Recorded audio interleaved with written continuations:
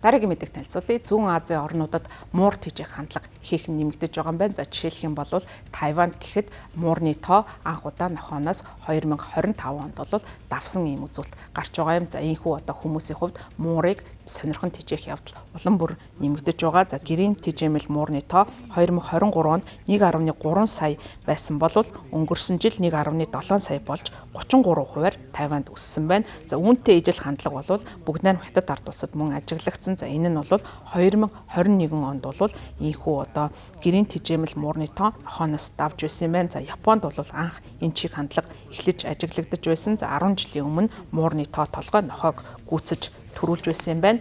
За мөн өмнөд Солонгос, Хонконг зэрэг газруудад нохой түгээмэл байгаа ч гэсэн муурны тоо толгой улам бүр нэмэгдэж байгаа юм байна. За эдгээр улсад нөлөөсөн нийтлэг хүчин зүйлүүд байдгийн байна. За эдгээр улсуудын хувьд шигүү барьсан хотын жижиг орон сууцад амьдардаг ганцаардмал хүмүүс ихээхэн болсон. За тэдний хувьд нохой зарцуулах хангалттай цаг завгүй учраас муурыг түлхүү тижээж байгаа. За мөн эдгээр улсуудын зүгээс засгийн газар нь төрөлтийг нэмэгдүүлэхийг эрмэлзэж байгаа ч гэсэн төрөлт хിവэр байгаа. Хүмүүс хүүхэдтэй болохын оронд гэрийн тэжээмэл амьтыг үр хүүхэд мэтээр хандах болсон байна. Зүүн Азийн орнуудад муурыг шүтэх үзэл нь муурыг олноор тэжээх явдлыг мөн өдөөсөн юм байна. За жишээлх юм бол Японд 1974 онд байгуулагдсан 80 тэрбум $. Өртөгтэй Hello Kitty нэртэй бяцхан одоо хүүхэлдэй муурны эзэнт гүрэн бий. За үүнийг дагаад зэрлэг муурнуудын амьдардаг хэд хэдэн арал байдгийн байна. За эдгээр нь бол олноороо бол зуучдыг очих дуртай газар болсон. За харин өмнөд Солонгост бол муурыг төдийлөн тижээдгүй байсан. За учир нь гэвэл мууртай холбоотой ихтгэл үнэмшил байдгийн байна. За Солонгост бол муурыг азгууталтай холбон тайлбарлаж муу ёрны сүнстэй холбогддог гэж үзэж таашаадгүй байсан. За гэвч энэ байдал нь аажмаар өөрчлөгдөж байгаа юм байна. За өмнөд Солонгос гэрийн тэжээвэл муурны тоо COVID-19 цар тахлын дараа огцон өссөн. За энэ нь бол муур дотоод очинд арчилахад хялбар байдагтай холбоотой. За COVID-19 цар тахлын үеэр бол гадаа байхыг бол хязгаарласан хэд хэдэн хязгаарлалт мөрдөгдөж байсан учраас ийхүү бас муурыг ихээр тэжээх гол шалтгаан болсон гэж KBG Financial Group-ийн 2025 оны тайланд дурдсан байна. Гэрийн тэжээмэл амьтдыг тэжээхтэй холбоотой сэтгэлгээнд бас их томоохон өөрчлөлт гарсан юм байна. За өмнө нь бол амьтдын ашиг тусыг харгалзан тэднийг тэжээдэг байсан бол одоо амьтдыг гол нь хань бараа болгон хамт байх болсон байна. Жишээ нь өмнө нь нохойг бол голчлон аюулгүй байдлаа хангах, за муурыг бол мэрэгч амьтныг устгахад ашигладаг байсан бол одоо тэднийг ганцаардлыг даван туулах гол хань болгон тэжээх болсон байна. Зүүн Азийн орнуудад сүүлийн 10 жилд хүн ам зүйн болон нийгмийн чин хандлагт ихээхэн өөрчлөлт гарсан. Хятад, Япон, өмнөд Солонгосын залуучууд хөдөө гэрээ орхин томоохон хотуудад ажиллахаар явж хөдөө орон нутаг эзгүрч хөгшчүүд үлдэх болсон.